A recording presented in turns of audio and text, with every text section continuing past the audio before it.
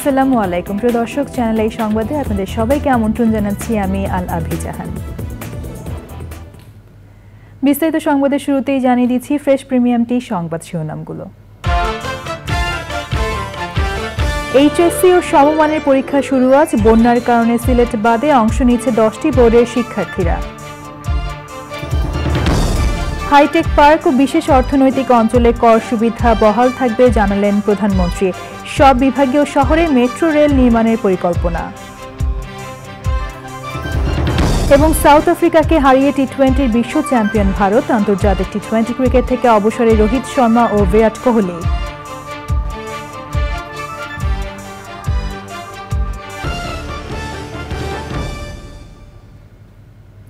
সংবাদ শিরোনামগুলো জানাচ্ছিলাম। এখনকার এই সংবাদ আয়োজন একই সঙ্গে চ্যানেল আই এর ইউটিউব চ্যানেলে এবং চ্যানেল আই এর ওটিটি প্ল্যাটফর্ম আই স্ক্রিনে লাইভ স্ট্রিম হচ্ছে। এবারে বিস্তারিত সংবাদ। সিলেট বোর্ড বাদে 8টি সাধারণ শিক্ষা, মাদ্রাসা ও কারিগরি শিক্ষা বোর্ডে একযোগে এইচএসসি পরীক্ষা শুরু হচ্ছে আজ। 10টি শিক্ষা বোর্ডের 13,68,373 জন শিক্ষার্থী এ বছরে এইচএসসি ও সম্মান পরীক্ষায় বসছেন। এবারের তৃতীয় পরীক্ষা শেষ হবে 11ই আগস্ট। 12ই আগস্ট থেকে শুরু হবে ব্যবহারিক পরীক্ষা, শেষ হবে 21শে আগস্ট।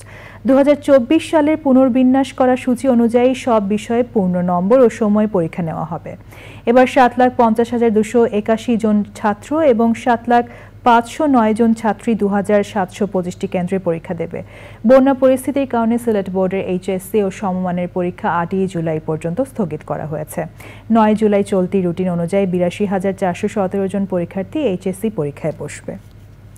হাইটেক পার্ক এবং বিশেষ অর্থনৈতিক অঞ্চলে বিনিয়োগকারীদের জন্য আগের সব সুবিধা বহাল থাকছে।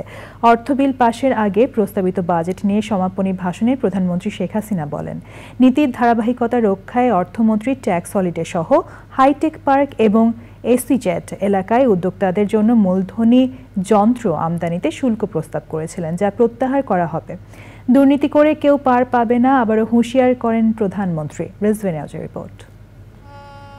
6 জুন জাতীয় সংসদে 2024-25 অর্থবছরের বাজেট পেশ করেছিলেন অর্থমন্ত্রী আবুল হাসান মাহমুদ আলী। মাসব্যাপী আলোচনায় 224 জন সংসদ সদস্য বাজেট নিয়ে আলোচনা করেছেন। অর্থবিল পাশের দিন সমাপনী ভাষণ দিয়েছেন বিরোধী দলীয় নেতা জিএম কাদের। মূল্যস্ফীতির চাপে পিষ্ট কম আয়ের কোটি মানুষের জন্য কম মূল্যে রেশনের ব্যবস্থা সহ আর্থিক এবং রাজস্ব খাতে চরম অব্যবস্থাপনা, সর্বগ্রাসী দুর্নীতি ও লুটপাটের সমালোচনা করেন তিনি। সংসদ নেতা প্রধানমন্ত্রী শেখ হাসিনা জানান, অভিযান শুরু হয়েছে, কেউ ছাড়া পাবে না। আমাদের জনগণ অত্যন্ত কর্মঠ, অত্যন্ত সৃজনশীল। কিছু কিছু মাঝখানে দুষ্ট প্রকৃতি থাকে, তো ওগুলো আমরা ধর্তব্যে নেই না।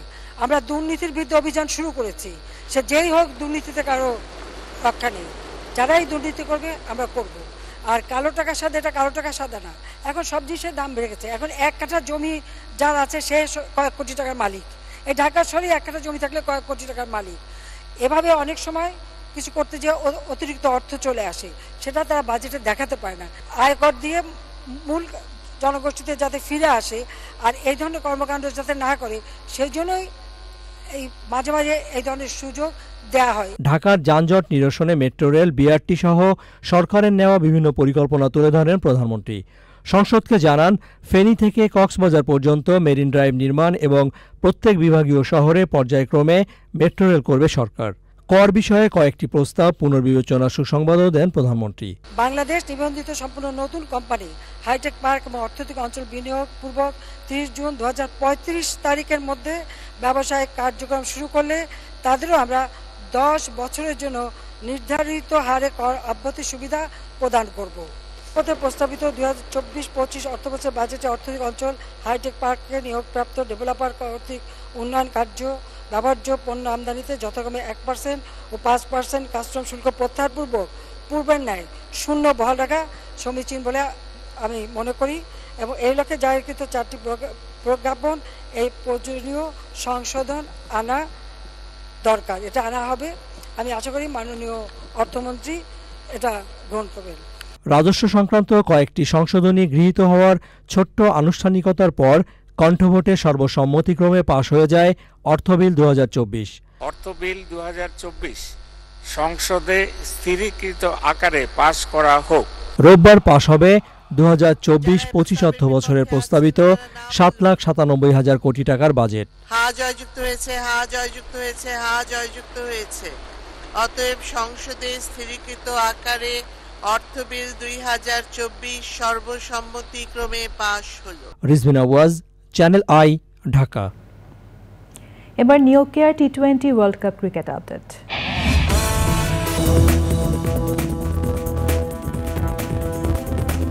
ফিরে এলাম বিরতির পর। পটুয়াখালীর দুমকি উপজেলার আঙ্গারিয়া ইউপি চেয়ারম্যান সৈয়দ গোলাম মর্তুজা শুক্কুর মিয়ার বসতঘর থেকে ভিজিএফ এর চাল উদ্ধার করা হয়েছে। শনিবার রাতে 17.5 মেট্রিক টন সরকারি ভিজিএফ এর চাল জব্দ করেছে দুমকি উপজেলা প্রশাসন। দুমকি উপজেলা নির্বাহী অফিসার মোহাম্মদ শাহিন জানান 50 কেজি করে 350 বস্তা চাল জব্দ করা হয়েছে। সরকারি চাল ইউনিয়ন পরিষদ বা গোডাউন ব্যতীত কারো বাড়িতে রাখার নিয়ম নেই, বিধি মোতাবেক সর্বোচ্চ ব্যবস্থা নেওয়া হবে। সার্বিয়ার রাজধানীতে ইসরায়েলি দূতাবাসের সামনে আততায়ীর ধনুক থেকে ছোড়া তীরের আঘাতে এক পুলিশ কর্মকর্তা আহত হয়েছেন। পরে নিরাপত্তা বাহিনীর সদস্যদের গুলিতে হামলাকারীর মৃত্যু হয়। দেশটির স্বরাষ্ট্রমন্ত্রী আইভিকা ড্যাসিক এই ঘটনাকে সার্বিয়ার বিরুদ্ধে সন্ত্রাসী হামলা বলে অভিহিত করেছেন। সার্বিয়ান বার্তা সংস্থা তানজুক বলেছে আহত পুলিশ সদস্যের অবস্থা আশঙ্কাজনক। ফিলিস্তিনি স্বাধীনতাকামী গোষ্ঠী হামাসের ইসরায়েলে নজিরবিহীন হামলার পর বিশ্বজুড়ে ইসরায়েলি সব দূতাবাসে নিরাপত্তা জোরদার করা হয়েছে। এবার নিটোল ডাটা কৃষি সংবাদ।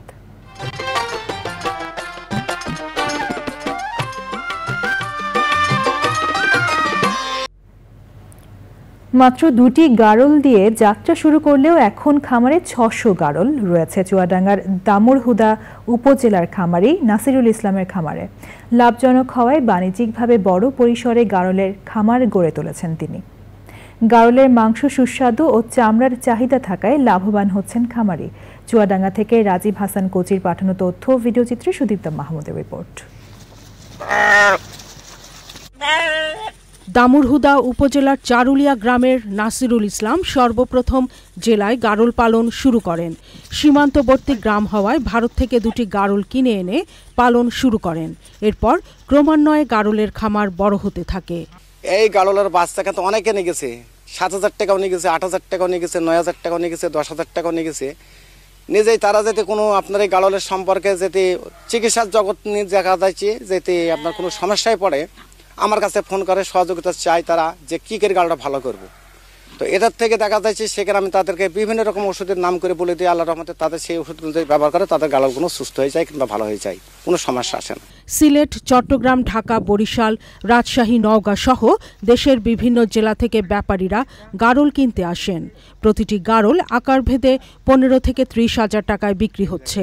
সরকারি কিছু সুযোগ সুবিধা, প্রাণী সম্পদ থেকে ঔষধ বা দেখাশোনা বা কিছু সহজলভ্য ঋণ দিলে এরা উদ্যোক্তারা আরও উৎসাহী হবে এবং খামারি সংখ্যা আরও বাড়তে হবে।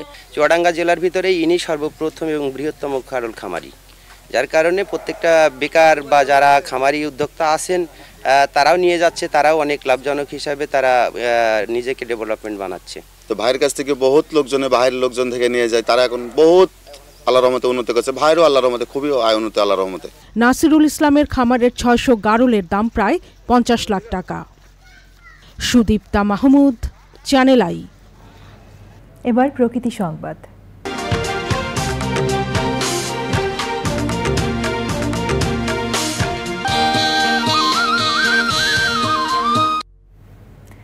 ঘূর্ণিঝড় রিমালের তাণ্ডবের পর বিপর্যস্ত উপকূলীয় অঞ্চল সন্দ্বীপ। প্রায় 15 কিলোমিটার বাঁধ ভেঙে যাওয়ার পাশাপাশি চরম ঝুঁকিতে পুরো বেড়িবাঁধ। একদিকে জীবন জীবিকা নির্বাহের দুশ্চিন্তা আর অন্যদিকে আতঙ্কে দিন কাটছে উপকূলবাসীর। বাঁধ সংস্কারে দ্রুত ব্যবস্থা নেওয়ার তাগিদ স্থানীয়দের। জাহিদ হাসান শাকিলের তথ্য ও ভিডিওচিত্রে আফরোজা হাসির রিপোর্ট। দ্বীপ উপজেলা সন্দ্বীপ প্রায় প্রতি বছর প্রাকৃতিক দুর্যোগের শিকার হয়। অবস্থানগত কারণে বঙ্গোপসাগরের যে কোনো ঘূর্ণিঝড় ও জলোচ্ছ্বাস প্রথম আঘাত হানে এই দ্বীপে। গত 10 বছরে সন্দ্বীপে বড় প্রকল্পের কাজ হলেও অরক্ষিতই ছিল 15 কিলোমিটার দীর্ঘ বেড়িবাঁধ। সম্প্রতি ঘূর্ণিঝড় রিমালের তাণ্ডবে বাঁধের 30টি স্থানে ভাঙন দেখা দিয়েছে। বড় ধরনের জোয়ারে সাগরের লোনা পানিতে প্লাবিত হচ্ছে নিম্নাঞ্চল। আতঙ্কে সারিকাইত, মুছাপুর, মাইটভাঙা, আজিমপুর সহ 5টি ইউনিয়নের বাসিন্দারা। প্রত্যেকবারই বেড়িবাঁধের কাজে কিছু না কিছু দুর্নীতি হয়। যেমন আপনারা দেখেন এখানের মধ্যে যে জিও ব্যাগটা আছে, এই জিও ব্যাগে দেওয়ার কথা আমাদের বালি, কিন্তু এই জিও ব্যাগের ভিতরে দিয়ে মাটি। এখন বর্তমানে আমরা যদি এখানে বসত পারি করে রাখতে হয়, তাহলে এই একটা বল্লক বা শক্ত কোনো বেড়িবাঁধের একটা ব্যবস্থা যদি করে বা বল্লক দিলে, নইলে অন্য কোনো নিলে, তাহলে আমাদের রক্ষা হবে।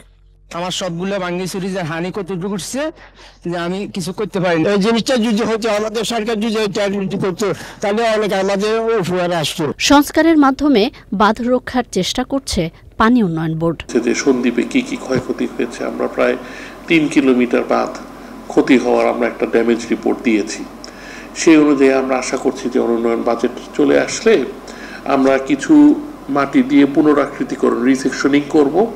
পাশাপাশি আমরা সি সাইডে সেখানে ঢাল প্রতিরক্ষার কাজ কিছু হয়তো জিও ব্যাগ দিয়ে বা টিউব দিয়ে আমরা করে রাখবো। ত্রাণ সহায়তা নয়, বরং টেকসই বেড়িবাঁধ নির্মাণে যথাযথ ব্যবস্থা নেওয়ার দাবি সন্দ্বীপবাসীর। আফরোজা হাসি, প্রকৃতি ও জীবন ডেস্ক, চ্যানেল আই।